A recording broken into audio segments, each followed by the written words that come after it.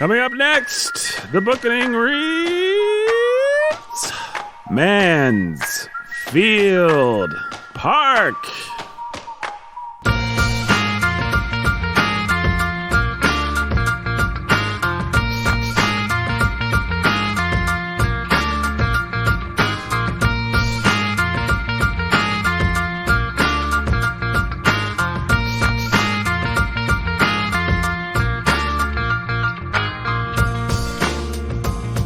Hello, everyone. Sounded a little diabolical. Hello, all my children. Welcome to the Bookening. Welcome to our little show. My name is Nathan Alverson. I'm your humble and obedient host. And I'm joined today by my two best friends in the whole world. We've got Brandon Chastain over there. Brandon Chastain. Hey, Nathan. He's ready to talk about Mansfield Park, aren't you, Brandon? Yeah, I am. Are you excited? Yes. Me too. It's one of my favorite novels. And we've got the pastor, Brandon, who's a master of reading. It's Jake Menzel. Hi, am I addressing Nathan or the mysterious phantom? I'm trying to. Nathan, have the mysterious phantom on for a Jane Austen episode. Sounds a little bit like you might be channeling the mysterious I phantom. wouldn't even know what the mysterious phantom sounds like. I've never been on the same episode with him. That's right. Jake, if there's one thing we'll never do, it's have the mysterious phantom on a Jane Austen episode. We'll never do it. It's not going to happen. Good to hear. I'm relieved. It's not anything that I have planned. Oh, boy. I don't know what to think right now. How you guys doing? You excited for Austen month? Happy February. Did you take your wives out on dates and All kinds of them. paint the town on? Yeah. How many dates have you taken your wife out on lately, Jake? And where'd you go? And what'd you do? And are you the kind of gentleman that can, I don't know where that question was going. What's the most recent date that you went on with your lovely wife, Mrs. Menzel? Jake? In February. We're in February, right? We're in February, but you just tell us. What day is today? Today is probably, no, our episodes come out on Wednesdays. So this would be February the 7th. So it's Wednesday, February 7th. Mm-hmm. I have probably been on a birthday date. Oh, a birthday. How was that? It was wonderful. Wonderful. Yeah, Whose birthday? mine. Yours? Oh, that's right. You have a birthday in February. I do. So does Amanda. So does Amanda. Oh, okay. So do you do one combined date or do you get two dates out of this deal? I don't know yet. It's a mystery. You can't tell us. I can't tell you what just happened.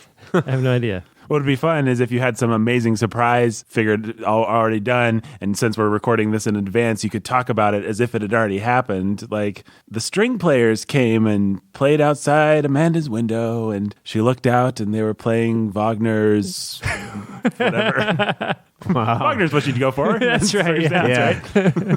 Some nice Stravinsky. Some Schoenberg. Brandon, what's the most recent date that you've been on with the lovely Mrs. Chastain? Too many to even recount. Too many to recount. Yeah. You Kind of guys, what I was thinking, yeah. every day is a date with Brandon and with Jake, right? Yeah, that's right. You guys get home, your wives are at the door, they kiss you, welcome, the children cluster around, and domestic bliss is achieved. Yeah. That's Daily what happens occurrence, every yeah. time I walk through the door. Even if you just go out to get the mail. Yeah. Yep. I'm glad to hear I find it. myself going to check the mail frequently, actually. Just so you can, It's necessary because that moment of bliss doesn't last too long. just to kind of reset things. It's like a video game. Well, of course, if there's one thing that makes me want to get married, it's seeing the wonderful marriages that our fine Pastor Menzel and Mr. Chastain over here have. They basically live in wedded bliss, conjugal bliss, 24/7, and it's always happy. It always makes me happy to see it. I'm glad to see it. I think, wow, maybe one day I could meet a woman and marry her. That would be step one. Step one would be meet a woman. Maybe one day I could meet a woman. Bless my lucky stars. It's a woman. I've never actually met a woman before. I don't know. I hear they're quite fascinating, but I'd have to. I don't know. I'd have to be made of sterner stuff. Yeah, they are kind of like dragons.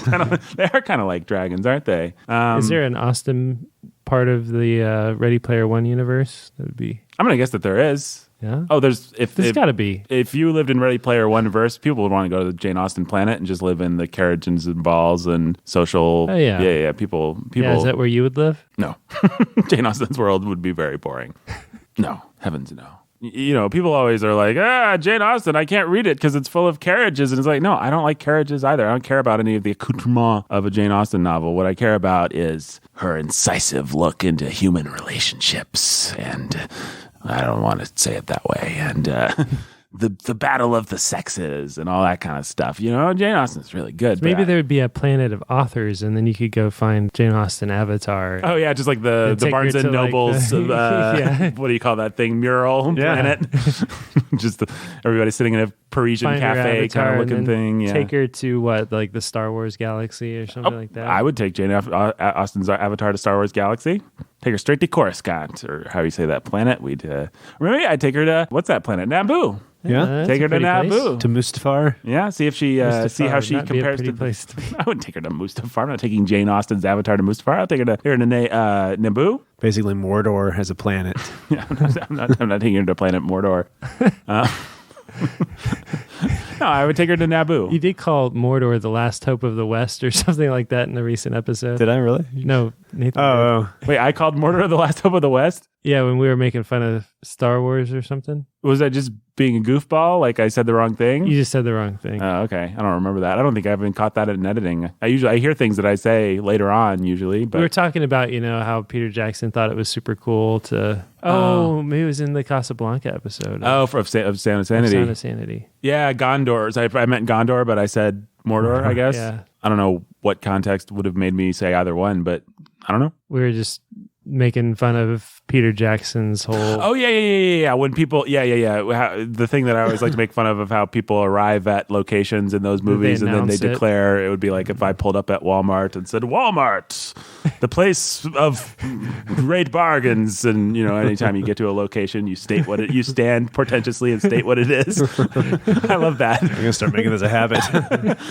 It's great in the Lord of the Rings movies just to figure what's the logic. Like they've been riding their horse. This thing has been in plain sight forever. And now Gandalf's going to pull up and take a pause, take a big breath, just state where they are. And I guess it's better than having the stupid subtitles come across the screen to tell you where they are. Like I hate in those, like a Jason Bourne movie or something, like you'll see the Eiffel Tower and everything. And then on the screen, they'll be like, Paris. Thanks, movie. You'll see Big Ben and the London Bridge and everything. And it'll be like, London. And I'm like, okay, great. You must really think I'm a moron. It's insulting is what it is, Brandon. It's insulting to your intelligence.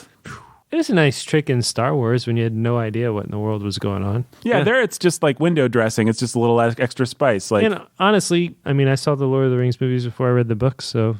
Yeah, there's only so many ways to get exposition out, but maybe they could have come up with something a little bit more elegant than doing that every single time. Every single time they get somewhere. A new place. Rivendell, the last homely home. Okay, thanks, but Dr. Exposition. Anyway, speaking of Dr. Exposition, well, that would be a good segue into your context thing, but we're not there yet, Brandon. Nope. I know you're chomping at the bit to get the context out, but you know what we got to do first? What? Donor shout-outs. Let's do it. You guys ready? Oh, yeah. All right. I'm going to give you guys both a chance to help us shout out some donors here. Let's just go through it here in the order that I will do. Let's do some Andrew and Esther. Jake. Andrew and Esther. Let's do some The Inscrutable Jenny Z. The Inscrutable Jenny Z. Let's do some Robert and Rhonda, the Lovebirds. Robert and Rhonda, the Lovebirds. Let's do some John and Jill, the Lovebirds, and little baby Mac. John and Jill, the Lovebirds, and little baby Max. Let's do some my beloved Mother Beth. Nathan's beloved Mother Beth. Indecision over pronouns is humorous to me. Let's do some Maya. I like it how yours is always the shout out for Maya. That's just, I don't have a gimmick, so I just do a silly voice for her. When you don't have a gimmick or anything to say, do a silly voice. It's the Nathan Alberson philosophy, podcasting philosophy, in short. Their faces, what are their names? Jay and Katie, who are cold and love cheese. Jay and Katie, who are cold and love cheese. The Lovebirds, of course. Benjamin Tiberius. Benjamin Tiberius. Nathan, not me. Nathan, not Nathan. Eric and Catherine, the lovebirds. Eric and Catherine, the lovebirds. And of course, the mysterious Dr. Nope, I always get that wrong. Professor X. Professor X. Now, I bet there's a lot of people listening right now who feel like they should go get themselves a Sprite. 7-Up. Yeah, or 7-Up. It would have to be a lemon lime cola for some reason. I don't know why. Sounds good. That would be good. That would be good. I myself am drinking water right now. I'm glad I am of it. It's replenishing my body. I love it. I'm happy for water. Oh, people are probably listening right now, and they are like, why isn't my name being shouted out? Here, I'll play the part of someone who's like that, and you play the part of Jake of someone smart who's like my best friend. My smart best friend is going to tell me what to do.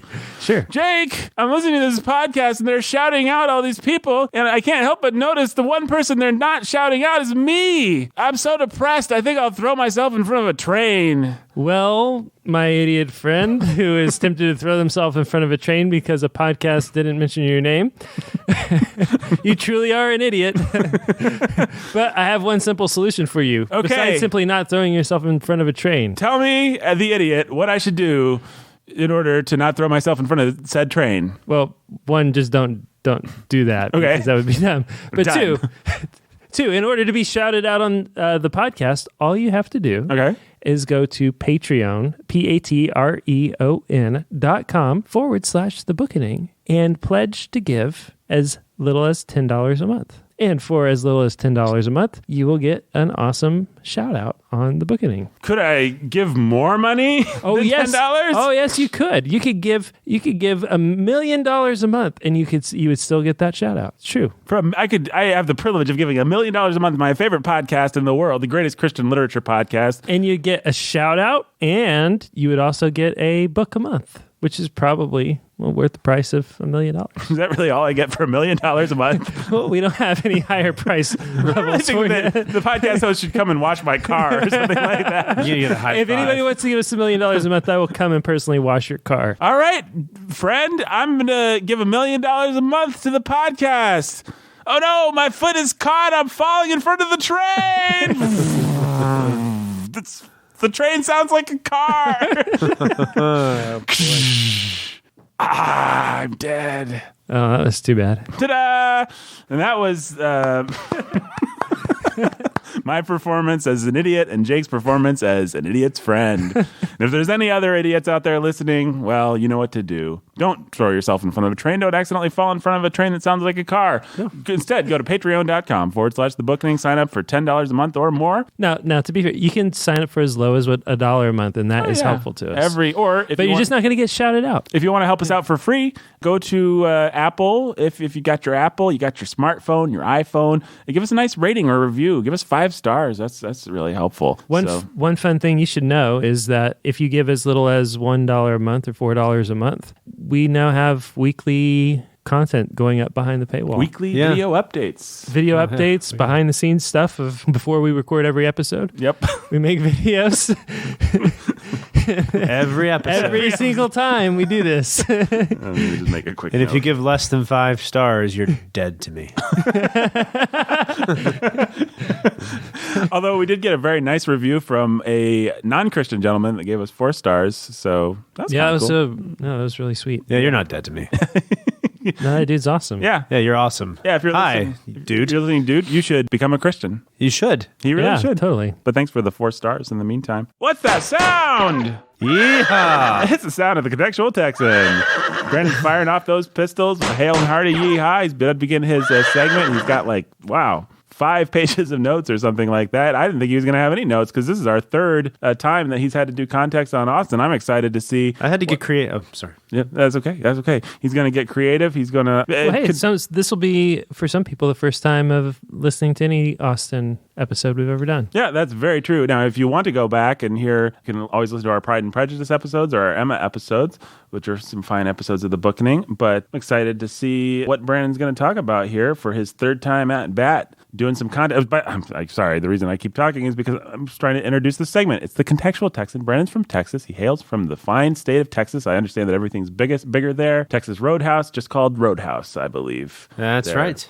You know, Food is better there. Sunsets are better there. Sunsets are better. My brother got married there. No, my brother didn't get married there. My friend got married there. One of the aforementioned people we just shouted out got married in Texas, fine state of Texas. Point is, Brandon's from Texas, and he's going to provide some context, some much needed context for this work. So that's why the segment is called The Contextual Texan, because it was a vaguely cute thing that I came up with over 70 episodes ago, and we've stuck with it. That's right. I really, for that particular one, thought we'd come up with something better, but we never bothered. No. So we've kept most of the stuff we came up with that first episode. Yeah. Baggage check. Baggage check is still there. Baggage check is a great name for a segment. Contextual Texan, I've always been a little, but you're from Texas, and that's cool. And we lean into it. Makes people it like fun and it. interesting. It's fine. people like it, and people love the Don't gun. get too self-conscious about it. All right, I'm sorry. But we love Contextual Texan. We certainly love to hear context from Brandon, as we're about to do, starting now. 3, 2, 1. Let's do this. Take it, Brandon. Well, what's nice is every year we get to see how this segment develops. Mm-hmm. And so now we kind of have a groove, the way we do things. Mm-hmm. So let's see what happens. Yeah. I got to have some fun with this. I actually, right before I came here, it's been a long time since I've been to the IU library. Mm-hmm. So I went to the IU library and went up and found the Austen section. Oh, cool. Nice. And just was walking around. And I found a book that had a lot of context in it. So one of the cool things that I found, and maybe I can send this so we can you can post it or something. Yeah. Was a prayer, an evening prayer that Jane Austen wrote. So, and I can read a little bit of it. Yeah, let's Yeah, hear it. just read it. Give us grace, Almighty Father, so to pray as to deserve to be heard, to address Thee with our hearts as with our lips. Thou art everywhere present. From Thee no secret can be hid. May the knowledge of this teach us to fix our thoughts on Thee with reverence and devotion, that we pray not in vain. And it keeps going. You want me to keep? Yeah. Look with mercy on the sins we have this day committed, and in mercy make us feel them deeply, that our repentance may be sincere, and our resolution steadfast of endeavoring against the commission of such in future. Teach us to understand the sinfulness of our own hearts, and bring to our knowledge every fault of temper and every evil habit in which we have indulged to the discomfort of our fellow creatures and the danger of our own souls. May we now, and on each return of night, consider how the past day has been spent by us, what have been our prevailing thoughts, words, and actions during it, and how far we can acquit ourselves of evil. Have we thought irreverently of Thee? Have we disobeyed Thy commandments? Have we neglected any known duty, or willingly given pain to any human being? Incline us to ask our hearts these questions, O God, and save us from deceiving ourselves by pride or vanity.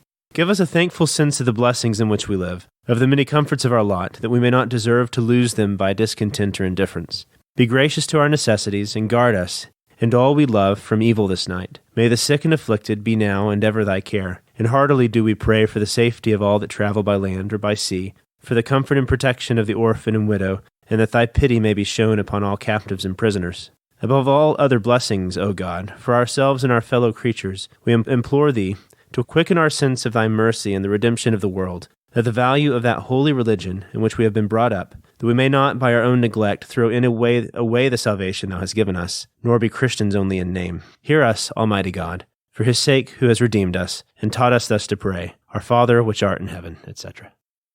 Yeah, so she wrote that. That's pretty cool. Yeah. Yeah. It's interesting to hear her, because she's usually so reserved on, it's interesting to hear something so explicitly religious. Yeah, and I wanted to open with that because a lot of the debate that surrounds this book is whether or not we should take Fanny Price seriously. And Fanny Price, one of the big things that surrounds her is propriety, but also this respect for serious things. And so she takes the clergy seriously, and that's what draws her to Edmund and why they eventually are married, because she's constant. She has her principles and she doesn't sway from them. A lot of people want to see Fanny Price as an ironic figure because she's not the icon of the feminist movement that they can kind of get with Elizabeth. That they erroneously think that Elizabeth Bennet is, or Emma is. Exactly. They think they can get it with Elizabeth. They can't, but they think they can. But Fanny Price doesn't have any possibility of it. Yeah. And so they have to read her as this ironic figure. But if you look actually at what Jane Austen wrote with her life and who she was a fairly conservative person. Her father was a rector, and so she had a respect for the clergy that it definitely influenced her depiction of Fanny Price. So that's just kind of an introduction. Yeah. I mean, it's interesting that I had never thought about the fact, sorry to interrupt so soon, but I had never thought in the section where Mary Crawford is making fun of the clergy, it did not occur to me to think that sort of talk would actually be, there'd be a personal offense to Jane Austen for somebody to do something like that in a way that wouldn't just be a duty of propriety, but it might be something she'd actually take pretty personally, like it's insulting dad kind of thing. And 3 of her brothers as well, right? Yeah. Yeah. So. And her grandfather on her mother's side. All these, she had ties to the clergy. So, yeah. So that's contextual text, and there we go. All right, there we go. Thank you very much.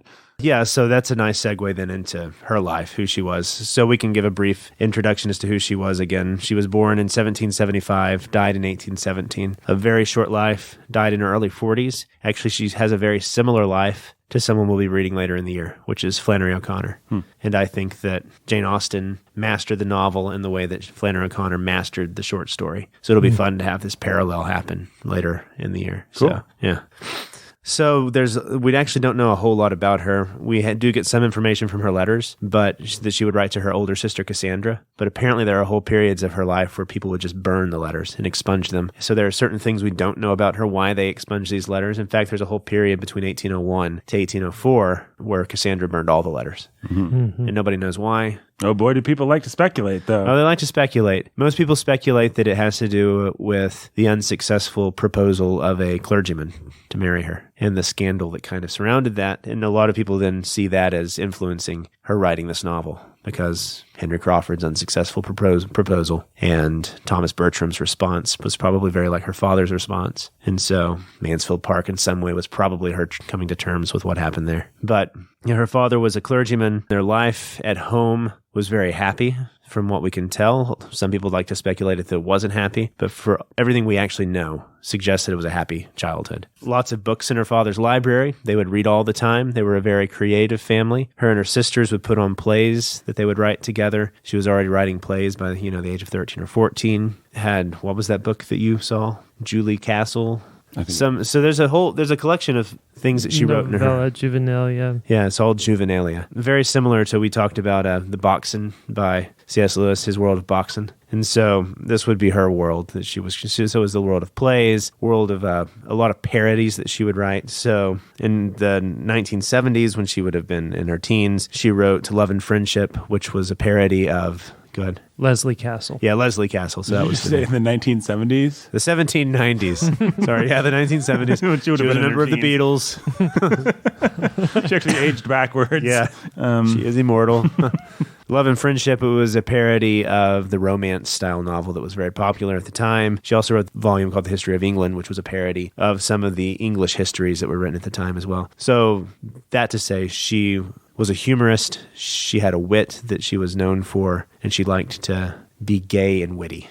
Gay in the old sense, gay in the old British sense. Witty and fun and lighthearted with a lot of her early works. And that would obviously go over and cross over into her mature novels. I would say probably, if you wanted to say any protagonist was probably like Jane Austen, it would be Elizabeth from Pride and Prejudice. That's the sense that I get, is Elizabeth and Jane Austen have a lot of similarities. So she was sent to a boarding school during her pre-adolescence, in which she nearly died of typhus, along with her sister Cassandra. Her older sister Cassandra, I keep mentioning her, it's because they were very close. And she was the one that she wrote most of her letters to. And so most of what we know about Jane Austen, we know through letters. And you can actually get some of these collections of letters and go read them. I was trying to find them, but I couldn't. I think it was checked out at the library because I wanted to read some of those. She's would have spent her early adulthood helping run her family home. She would have been playing the piano. She would have been reading a lot of these things that the landed gentry ladies would have been doing at the time, because her father, as a clergyman, I think he came from a successful family of cotton, had some, either the wool trade or the cotton trade, which meant that they could buy some property and become part of the landed gentry. And Cassandra and her older brother Henry, who would champion a lot of her works and actually get her posthumous novels published as well. So they were, typically if it's an unhappy family, you don't see the siblings being as close as these siblings were. But her dad decided to retire and they moved to Bath. He gets into some financial straits. He dies, which leaves them in even more financial straits, her mother and the daughters. So that her brothers, Edward and Henry, and there may have been one other brother. I can't remember his name. There was one other brother. Big family, I forget. Yeah. They came in and Henry was the head of some sort of banking firm, and they assisted with money so that they could be comfortable, the sisters. And finally, eventually, they ended up in a cottage, which is still standing. It's Edward's cottage. You can go and you can visit it in England today, where she lived out the rest of her life with her mother and her sisters, very much like Flannery O'Connor in her house in Georgia, lived out her life with her mother until she died in her early 40s of what most people think is Addison's disease, as far as we know. But she died young at 42. So most of her mature works she wrote all through her 20s. Most of her mature works weren't published until her 30s. The first successful book that she published was Sense and Sensibility in 1811, and she had Pride and Prejudice in 1813, then Mansfield Park in 1814, and finally Emma in 1815. And you can kind of see the progression of her maturity through each of these books. Yeah, I think I got that wrong, or I don't know whether I said it wrong or whether I just had it in my head wrong when we were talking about Emma. I just assumed, I think, or thought that I knew that Mansfield Park came after Emma. And it seemed in my head to make more sense that way because it felt like we were moving from frivolous to serious. Yeah. But it's interesting to think that Mansfield Park is actually sandwiched in between her two funniest novels, Pride and Prejudice and Emma. Mm-hmm. Yeah. A lot of people see Emma as her most mature work, and we can talk about why when we get into the discussion of the novel. Sure. But, so after her death, she had two works that weren't published, but her brother Henry kind of cleaned up and saw their publication. One was Northanger Abbey, and the other was Persuasion. She had moderate success. She actually had quite a bit of success with Sense and Sensibility, quite a lot of success with Pride and Prejudice, but she was never like a hit with the reviewers. Mm-hmm. She got favorable reviews for the most part. A lot of the hip young what do they call them? Tastemakers? Tastemakers, Mm-hmm. yeah. They liked her books quite a bit. In fact, the Royal Regent, which I guess was the prince, he liked her books and actually had copies next to his nightstand. Oh, cool. And so it's a famous story. She did not like him because he was a drunk. He was a playboy. He was basically Robert Downey Jr.'s character. What is he? Tony Stark? Tony Stark, thank you. He was basically Tony Stark. She didn't like him, a lot of bad reputation, but he liked her so much that his chief librarian strongly advised her to dedicate Emma to him. And so I do believe that Emma is dedicated to him. So she got a moderate amount of fame, enough that she was able to publish Mansfield Park again and Pride and Prejudice again. Or maybe it was Emma again. But anyways, so they got their second run. So they sold out completely and then got a second run. And then with Northanger Abbey and Persuasion, her reputation as one of the masters of the novel form was kind of solidified with those. So some positioning to do. I've talked quite a bit about this with the older context, but where she was in literary history, she's kind of like, who did we just talk about that was writing that interesting middle period? Oh, C.S. Lewis. Right. She was in an interesting middle period. You had what came before it was the Age of Enlightenment, also known as the Age of Reason. And the Age of Reason was all about we could understand the world rationally. So you get all these guys who are making, the science books and the math books and trying to comprehend the world and set the world out in an orderly fashion so that we can make sense of everything and move forward in progress towards the future. And the future would be progress. We would grow as a society in our knowledge, which would make us grow in virtue, grow in wealth and happiness and all these things. So that was the Age of Enlightenment. Out of the Age of Enlightenment, then you get the sort of works that come along with the Age of Enlightenment. You get restrained books, right? Very classically beautiful books that are well organized and well put together. But there's also a strain within that period where you start to get the early novels, which would have some sentimentalism in them. So the famous example is that one by Richardson, Pamela. But you also then Tristram Shandy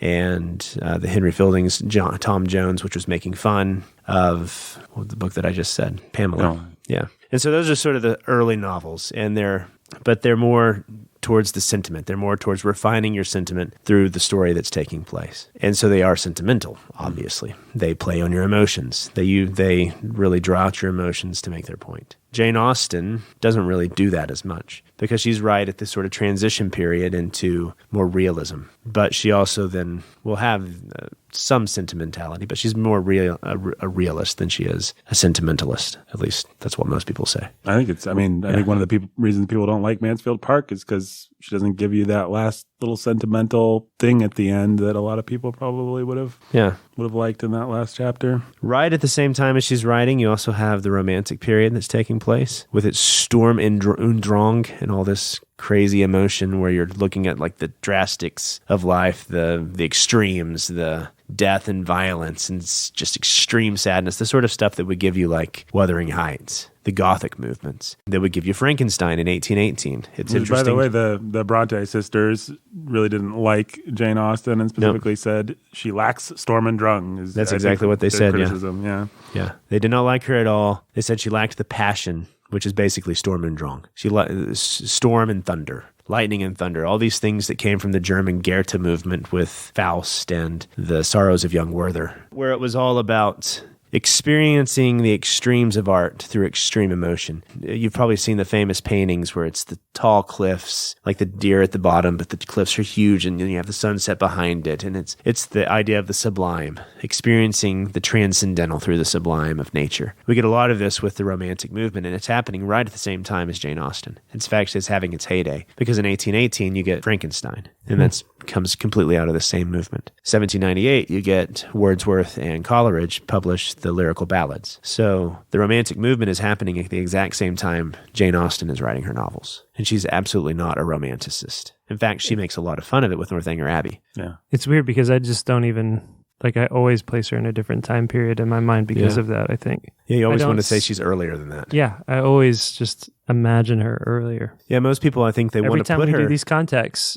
I remember, oh yeah, she's not. Yeah. Just weird to me. Yeah, most people want to put her like in that Age of Enlightenment revival. Yeah. Because we see her as kind of classically clean, but she's not really that style because as we saw, for some reason, that classically clean era produced things like Pamela, and then Shyamala, it's the parody. Right? The parody. So it's interesting to think why the Age of Enlightenment then produced such sentimental fiction. I don't know if I've ever really dealt with it or figured it out, but it did. And then you get her. It's just because people aren't robots. Yeah. And it has to... It's going to find an outlet somewhere. Yep. And that's where it found its outlet. In bad schmuck.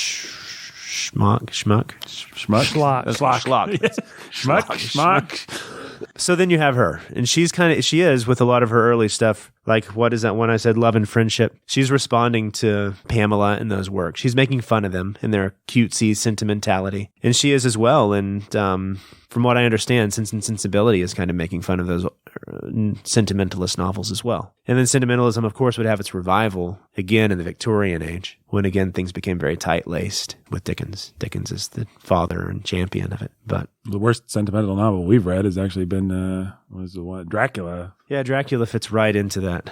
The sentimentalist revival. And that was sentimental as all get out. That's right. So she fits into that. So then you have the Romantic period. Lord Byron, they're all off in their lake. Well, 1818 is right when they're at the lake because that's when Frankenstein was influenced. So it's really interesting to think that little conservative Jane, who would be the master of the novel form in the way that she was doing all of her work right at the same time as Lord Byron and that's what's Shelley and all these. So Mary Wollstonecraft, who was Mary Shelley's mother, wrote her book about feminism at the time, about how women should be free to be sexually explore and not be limited by society. And so then all those young kids would take that and they would go off and basically have their Woodstock at that lake, and then Frankenstein came out of that. It's just all living side by side with one another here. And then you have people who have the nerve, if that's the context that Jane Austen lives and writes in, and they have the nerve to call her a proto-feminist. Yeah, like which she's not. If she'd wanted to be a proto-feminist, she could have just been a feminist. Proto-feminist, yeah. Yeah,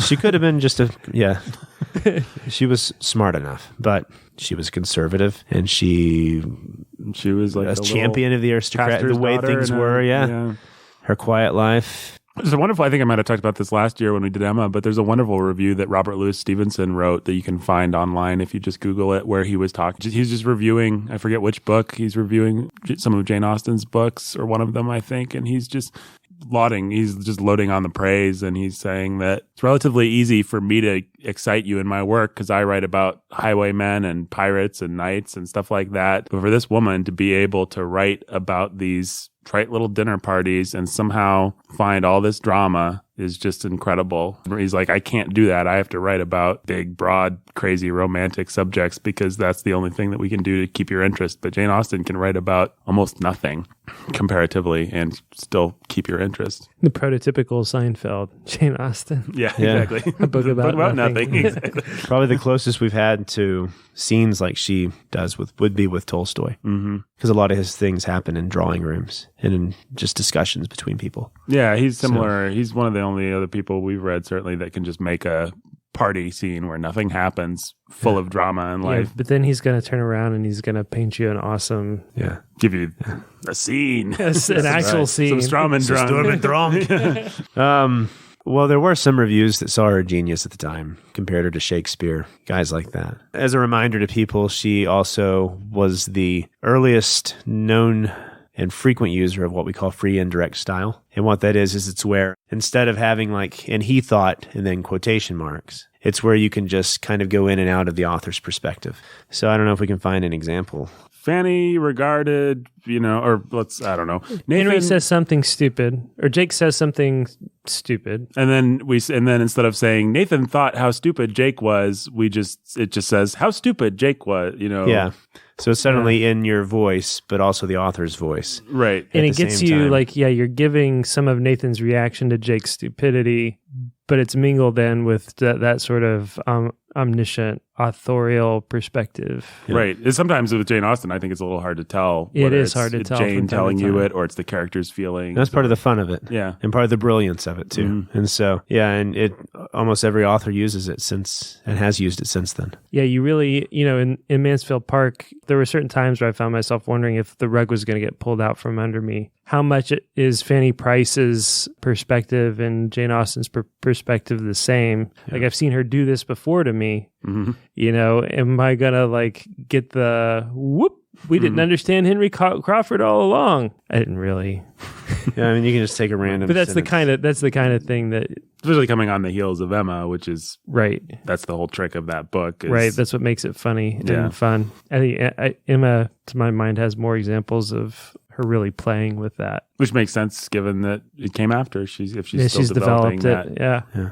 I don't think she was ever self-conscious of it as a style or something that she was innovating. It just was something the way that she did it. Yeah. Mm-hmm. She was a genius. Mm-hmm. She created a whole narrative form. So, yeah. So if anybody ever doubts her genius, that is really where her genius comes in. And almost everybody has used it since then. Sure. If you really wanted good examples, just look free indirect style up. Jane Austen. Right. You'll have it all over the place. So but trust us. She was innovative with it.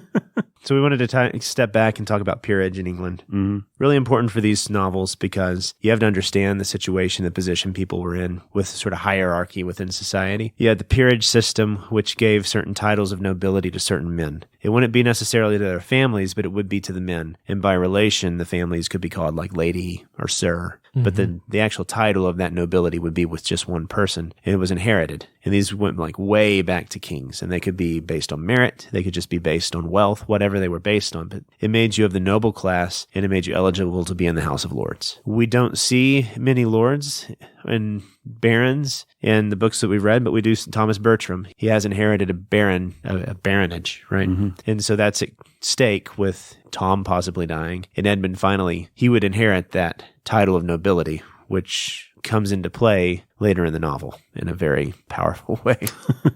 Darcy himself was not a nobleman, but he did have nobles in his family. His mother, I think, was the wife of an earl, and then on his father's side, there had been some other nobility. What would later Lady Catherine be, since she's Lady Catherine? Probably her husband had been.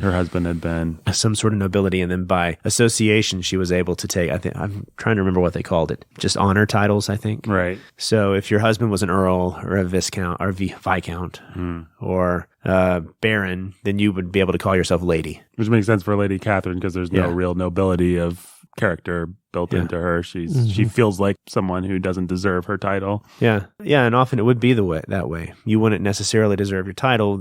Famous example in this book would be Mr. Rushworth. He's not a nobleman, but he is a landed gentry. And so the difference there would be that you would have certain people that just based on the wealth of their family, the wealth of their connections, were able to afford land. And according to British law at the time, if you had land that was worth more than 40 pounds or something like that, I was about to say 40 shekels, but they didn't use shekels. 40 shillings. Then you were able to vote in Parliament or vote for your Parliament representative. And so Darcy would have been landed gentry. So would have Mr. Bennett, all these country farmers, but you had gradations even within that. And a lot of those were decided by the size of your house, basically. And you had the great houses of power, and Mansfield Park would definitely have been one of these. Their names carried kind of an echo of what they used to be. So Pemberley Hall, it would have been like a great hall. Mansfield Park, named after the fact that it was just an enormous park. Some of these others, the manors, Abbey, Downton Abbey, named after the fact that it actually used to be an abbey that was then taken away from the monks and given to one of the king's noblemen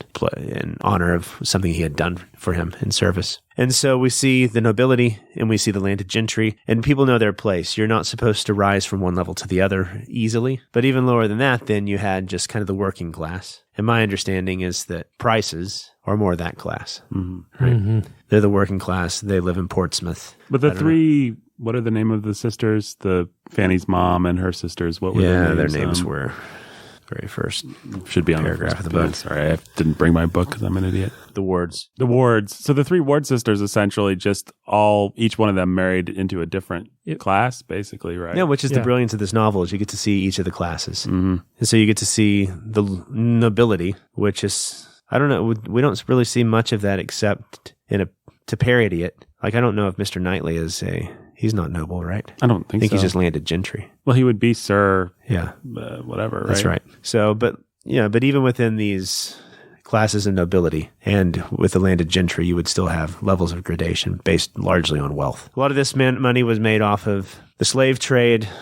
And so one of the big criticisms of this novel, one that I don't have much patience for, is the fact that Thomas Bertram goes to India or somewhere, wherever he goes, to oversee his plantation or his estate there. And most likely that meant he had slaves. Doesn't Fanny ask him some questions about slaves or something? That's right. I think in chapter 21, that's the famous, notorious chapter. The notorious chapter. That makes this novel not worth reading. Yeah, apparently, me and Jake and Brandon, before we started this podcast, we watched the trailer for the 1999 movie version of Mansfield Park, and it made me want to puke. And I almost walked out of the room because it made me so mad. It looked like it spit all over everything that was good about this novel, and it looked horrible. And it had the scene where where Fanny said to Edmund or something, "Keep your wig on." So I was just like, I wish I could shoot myself.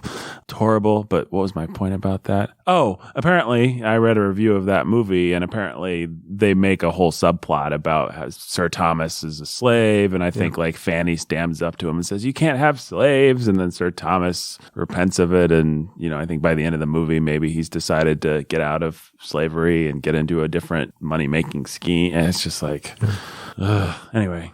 Just to illustrate how dumb people are about this whole thing. So either with like the Hollywood dumb liberals or some just screaming liberals within the academy, you'll have this touted as the reason not to read this novel. It's by stupid people, not worth listening to. But that is just something you should be aware of. People cling on to that as a reason to throw this novel out the window, which is dumb. So you have, you don't see as, I think probably the book you see the most of the hierarchy would be Emma, because it works directly into her trying to raise Harriet's station, essentially. Is Harriet not even being of the landed gentry, cannot then hope to marry a nobleman or even someone of the landed gentry class. You were supposed to stay in your station and be happy in your station. Station, order was important. And this was seen in the way that you would manage your estates. There was a famous guy who would go around and he would, his name was Humphrey Repton. He was a guy who would basically go and he would make your estate the best estate possible, like put trees here, take some trees out here. Yeah, she alludes to him in the novel, doesn't she? Specifically, did she actually say his name in the novel? She might, yeah. Okay. Humphrey Repton's famous with Rushworth's whole thing where he's gonna. There's actually a really good play by Tom Stoppard if you really want to see the way that estates were in this period. It's set in basically this time period. It's called Arcadia. It's a good play, and it's about Humphrey Repton coming to this house, and then it's fun. It's a good play.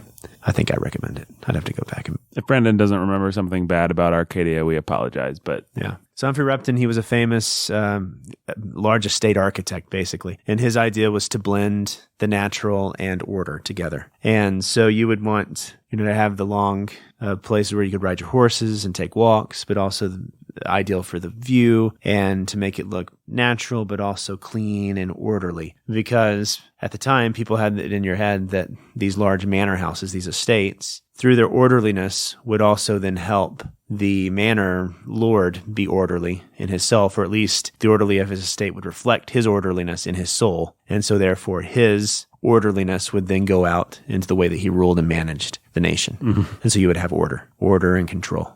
And so estates and landscaping in this time of history became very important because they became a picture of the British ability to order nature. And obviously then the Romantics were a reaction against this, with their sublime and their senses of awe and transcendence, which is, to go back to C.S. Lewis really briefly, is a big warning against that stuff. I mean, if that made anybody mad about the C.S. Lewis episodes we did against, he would follow more in the line of like Keats with his negative sublime, which you reach transcendence through seeing nature which is bigger than you. There's a paganism to that, and Jane Austen has nothing of that in her. Her prayer that we read, it's very orderly and clean and conservative, and you can have good spiritual thoughts without having to force yourself into the sublime. I think that we get a lot of our ideas of sublimity and transcendence through mysticism, and mysticism is very connected to Romanticism and stuff like that, and it's all very tied to paganism. And so just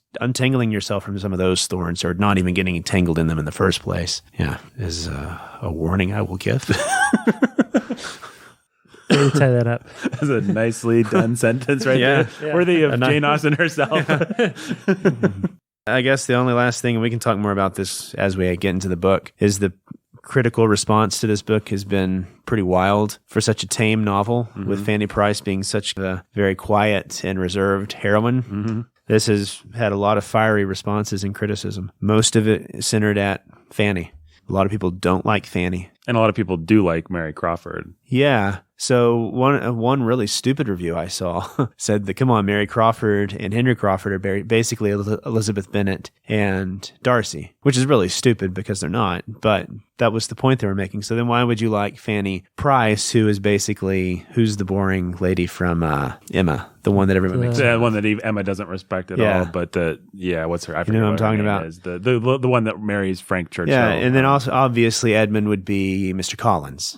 I mean, these are stupid, simplistic ways of viewing the book. Well, we'll talk more about that because people are bothered by the fact that it seems as though, Lizzie has immaturity and learns a lesson. Mary Crawford has immaturity and is punished for it for some reason, and people don't understand why. I think we can explain it to them. I think we will. Stay tuned for that, folks. But one of my favorite ones was this. Auerbach. There's something horrible about her, that's Fanny, that deprives the imagination of its appetite for ordinary life and compels it toward the deformed, the dispossessed. Whoa. So basically, I guess we have to open up the question, does Fanny Price belong in the Monster Squad? Well, she's doing what? Let's read that again. She's making our soul go towards the deformed. And something horrible about her that deprives the imagination of its appetite for ordinary life. So she's boring. And compels it toward the deformed. Okay. The dispossessed, because of her she doesn't want to participate in a play, and so therefore she's horrible. And she's dispossessed and deformed. Okay. Yeah, well, if you don't want to participate in a play, then you must be a deformed monster, that's for sure. Well, you know what I read? I've got right here as an article called it's called A Feminist Marxist Reading of Mansfield Park. I just thought I'd read a little excerpt from this. You guys might enjoy it. I think it'll really help us as we commence on our discussion of this great novel. Marriage is another experience in submission for women and the ultimate model of socially expected female subjugation to male authority. Blah, blah, blah, blah, blah. Morgan notes the similarity of this circumstance to the conditions faced by colonized people, like the slaves, and like the workers who are forced by a system of punishment and reward to adopt the oppressor's standards, values, and identification. In the same way, women must learn to accept the complete authority of their husbands in order to maintain societal acceptance. Sounds good. Fanny triumphs over... Brandon's like, yeah. Fanny triumphs over Mary Crawford in the bid for Edmund's affection by virtue of her unquestioning submission to Edmund as the leading male figure in her life. Mary remains unmarried and thus must continue her search to secure her own place within society. She could not succeed in beginning a life with Edmund because she could not accept him as her superior. Yeah. Pretty much. Yeah. It's all about female subjugation, this book. Yeah, that's all it's about. Mm-hmm. That's really what Jane Austen wanted to bring out for us, is just a plea from help within prison walls. She's basically scrawling her little note in the prison. It puts me in mind of Margaret Atwood and... Yeah. She's like the great Margaret Atwood, our favorite on the Bookening. I can see that. The Handmaid's Tale. This is basically The Handmaid's Tale. That's why we love The Handmaid's Tale so much. Right, Yeah. because we love female subjugation. Yeah. Right. And so, Margaret Atwood and Jane Austen, two peas in a pod, Two peas in a pod, yeah. both presenting the same vision. The same vision for female subjugation. Which is our vision. Yep. Definitely our vision. You guys as wives are completely subjugated. Oh, yeah. Yeah. If there's one word that comes to mind when I meet Mrs. Chastain or Mrs. Menzel, it's Of Jake, I think. Of Jake or of Yeah. Brandon, yes. Yeah. I think there's a subjugated lady. Yeah, I mean, whenever you come over, Anna kneels and I use her as my footstool. Mm-hmm. Yeah. It's really awkward, actually, I have to say. I just lock Amanda up in the attic. So, yeah. Well, unquestioning submission is what we're looking for, and it's what Jane Austen is looking for in this great novel. Yeah. I only hope that I can find my own little Fanny Price, Fanny Alberson, as she'll be called, I suppose, who will, what does it say here? Who will bid for my affection by virtue of her unquestioning submission to me. Yeah. That's what we're looking for. That's what we're looking for. Anyway, you were saying. I'm done. This novel has been the subject of controversy from the time of its release. Jane Austen's mom thought that Fanny was insipid, I want to say was the word. Cassandra, her sister, said that she thought that Fanny should end up with Henry Crawford. It's one of the only disagreements we have on record between these two sisters that loved each other and agreed about everything. But she really thought the novel would be stronger if Fanny... People thought that turn with Henry Crawford was a plot device that comes out of nowhere to save the plot. I don't agree, but I suppose we'll get to that. No. It all depends on whether or not you actually think Fanny is as discerning as... That really is what it comes down to. And if you're not bought in, I can see why people would say that about what happened with Henry. I felt like she maintained it. Well, and she kind of... No, because she talks about it at the end and basically in the last chapter, which basically amounts to an epilogue, that Henry could have actually won with Fanny. And she makes you feel that the whole way through. I think she does a really nice job of that. But yeah. And then she's like, nope, he screwed up. But we'll talk a little bit more about that. We're already out of time for this episode. Brandon, whoa, your context, man, it went on forever. I'll have to cut it down next time. No, it's okay. People love your context. They got a nice... Here, I'll add one thing. I think I said this last year, but it's worth repeating. The people that knew and loved Jane Austen, specifically her nephew, who wrote a little biography of her, said that she was a very loving woman who was always ready. Her nephew specifically described her as someone who was ready to put down her writing and play with her nieces and nephews and help out around the house anytime, and basically sat in the common area. And I really think that's a beautiful portrait of a lady writer. People have disputed that and said, of course, the people that knew and loved Jane Austen were going to want to whitewash her and say that she was great and sell us all a bill of goods. And so you should instead listen to modern historians who can tell you how subjugated and terrible Jane Austen felt all the time, and how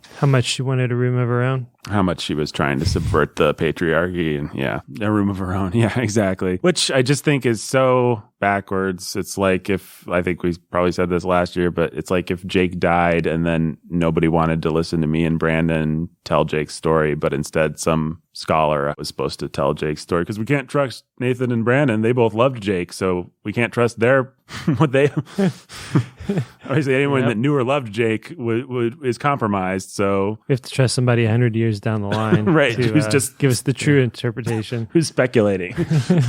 So I just think it's so backwards, but I love that portrait of Jane Austen that her nephew, I think his name was Leigh Austen or something like that. I don't remember. I didn't re-research it for this episode, but it's Leigh something. He just gives a beautiful portrait of her, and it's really nice. And it's one of the best fortifications you can have against the idea of Jane Austen as a proto-feminist, because the best fortification you have is just read her novels, which are not proto-feminist in any way, shape, or form. But they certainly are easy for some people to read into.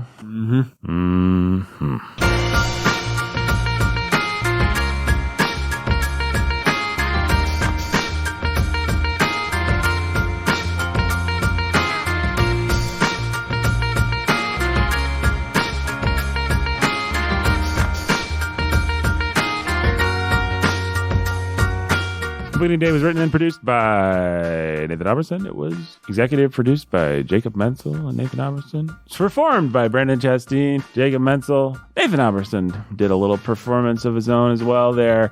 You can go to patreon.com/The Bookening, right, Jake? That's right. Sign up. Get a shout out. Get a shout out. Get a book. Get some cool behind the scenes videos, all that awesome stuff. Yeah, what else? I guess we'll be back next week. We didn't even get to baggage check. We'll say our baggage next week. Brandon, you excited for baggage? Yeah.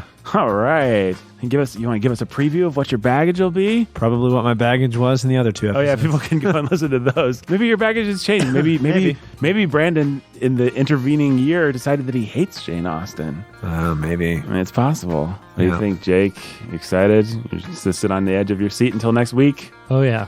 All right. We'll see everybody next week. Yeah.